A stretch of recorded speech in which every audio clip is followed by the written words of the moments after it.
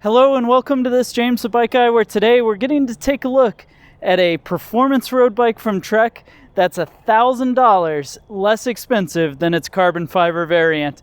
And so we're going to go into the features and designs of this aluminum framed Trek Emonda ALR 5, and we'll talk about, is this thing worth saving $1,000, or should you pony up and grab the carbon model instead? So if this kind of thing is interesting, go ahead, stick around, as well as consider subscribing so you can see more videos like this in the future. All right, to start talking about the Trek Emonda, let's talk about what this bike is, where it falls in the lineup, and then I'll explain what I mean by saving $1,000 compared to the carbon fiber variant of this bike. So, the Trek Emonda itself is a performance lightweight climbing road bike, and that's where it's positioned in Trek's lineup. So it means that the fit is going to be a little bit longer, the stack, the height of the front end is going to be a little bit lower, and then your angles are going to be a bit more sharp, making this bike feel really sporty and really fast riding when you're on the road. And it dials in some comfort as well, so you can still do some very long rides in comfort, but it's not quite as cushy as, say, their Domane, which is their more endurance setup with a more upright position, as well as some comfort features specifically added. And the version we have in front of us here of this Emonda is made using their ALR frame set. So what the ALR means, that's this little nomenclature on the top tube of the bike. That indicates that this is their 300 series alpha aluminum. And in Emonda's lineup, they've got 3 different levels. So the ALR is a performance aluminum frame. If we compare that in the Domane series, they only make an AL version of the frame, which doesn't have quite as much shaping and tubing as what we have here. And the ALR gives things like these smoothed out welds. You can see that head tube is just absolutely gorgeous. You can almost not even see the welds on the seat tube. And then as you go to the dropouts in the back, all that stuff looks really sleek and really nice on this aluminum frame and almost carbon-like. And then in Trek's lineup, this Emonda goes to an SL variant. The SL is the least expensive carbon fiber version of this frame. That carbon frame comes with different component levels, and then they go all the way up to their SLR, which is the race spec, lightest weight, most exclusive version of the frame. And so when I say that this bike is $1,000 less, or actually just a little more than its carbon fiber version, what I'm talking about is this bike comes as an ALR 5. So the 5 indicates the part spec we'll get into in a bit, which is nearly identical to Trek's SL5. And so the only difference between those bikes, for the most part, is going to be the frame material. Now, I've got a video on that SL5 that I'll get linked below, so if you want to check out that one as well, go ahead and check it out. But this bike is pretty sweet. Now, the 300 series Alpha Platinum aluminum frame does come with a carbon fiber fork. This is going to be the same carbon fiber fork as you get on the Emonda SL. In fact, this is the SL full carbon fork, meaning that both the fork blades as well as the steerer that comes through the inside is carbon fiber. So that's going to help smooth out the front end as well as save some weight.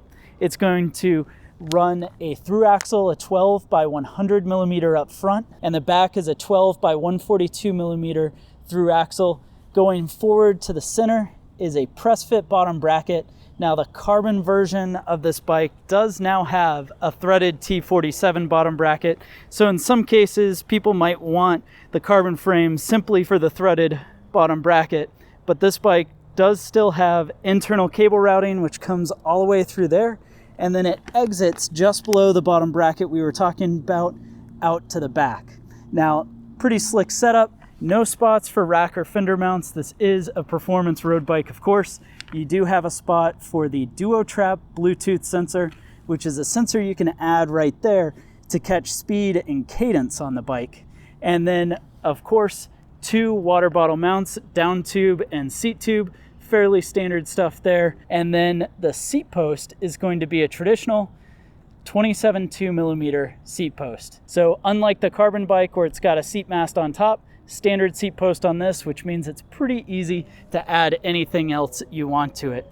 Last couple of features to mention on the bike is it does have flat mount disc brakes, and then it's going to be able to run up to a 28C tire. Now, 28 millimeter tires in 2022 going on to 23 is on the narrower side. So this frame being a few years into its product cycle life, it is on the narrower side of tire clearance. Moving into the part spec on an ALR5, this is virtually identical to that carbon SL5 variant, meaning up front you're going to have a aluminum cockpit. Now this is going to be Bontrager's Comp alloy handlebar, and the alloy handlebar offers a 100 millimeter reach and a 124 millimeter drop. So this reach here is on the medium to long side. Drop at 124 is a relatively low drop, and then you have a blender stem. This stem is aluminum, and it allows a mounting point for lights, for your Garmin, for even a cell phone mount if you wanted to add that. Now, standard bar clamp of 31.8, so you can swap out the stem or the handlebar to anything else you'd want to. Cable routing is very simple, going to that junction to go internal on the down tube. And out back is the Bontrager Verse saddle. Not my favorite saddle, but different fits for different rumps, and that's mounted up on a fairly basic carbon seat post. This is still carbon fiber here. However, the clamp up top is a pretty standard issue aluminum clamp. So actually one of the places that you would find weight savings fairly cheap would be in a different seat post. Moving into the shifting capabilities, this being a ALR5 means it rocks Shimano's 105 shift and brake lever setup. So you'll see up top, these shifters, right side is for rear brake and rear shifting. Inside button will put you to harder gear. Whole lever over puts you to an easier gear. And when you pull back on the brake lever, that's operating 2 piston calipers on flat mount disc brakes. And then out back, the 105 is continued through a 2x11 drivetrain. So this is the R7000 drivetrain featuring a 2x5034 crankset up front. So that's the 2 chainring sizes, a braze-on mount front derailleur, and then out back you have the R7000 rear derailleur going through a 11 to 30 tooth cassette. So that 11 to 30 tooth cassette is giving a pretty decent range. Just a few years ago, a super wide range would be an 11 to 28. So to have that go up to 30 and then have a 34 up front means you're nearly at a 1-to-1, a little less than. And in fact, this bike spec'd in the Domane variant, the endurance long distance road bike, it comes with a 34 for a 1-to-1, which is something you could upgrade this to if you wanted a little extra climbing capability. Last piece to roll into is of course what you roll on, and that is the Affinity TLR rims. These are some alloy double-walled tubeless ready wheel sets.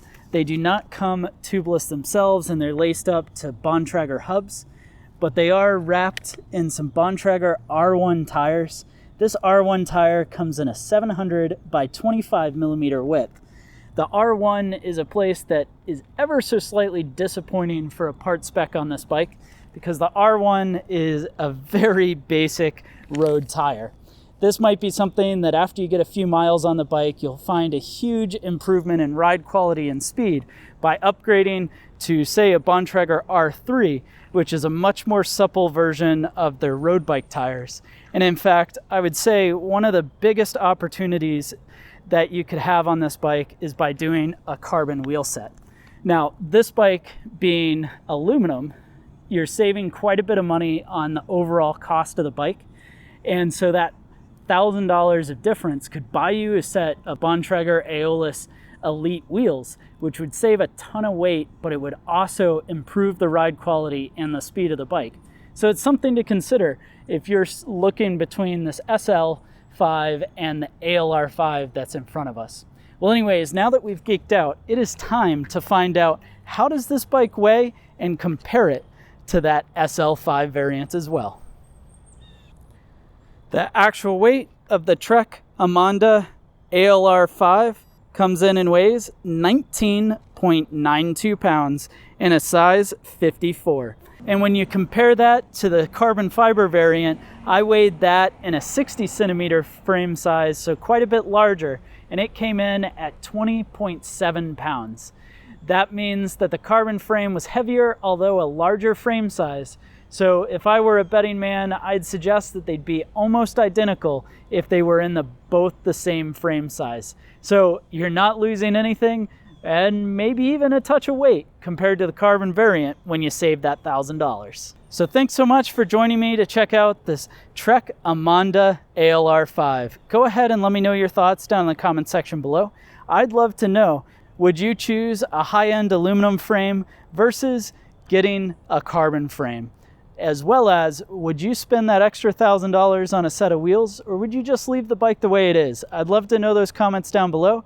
While you're at it, be sure to hit the like button. It lets me know you enjoyed the video, and definitely subscribe so you can see more videos like this in the future as well.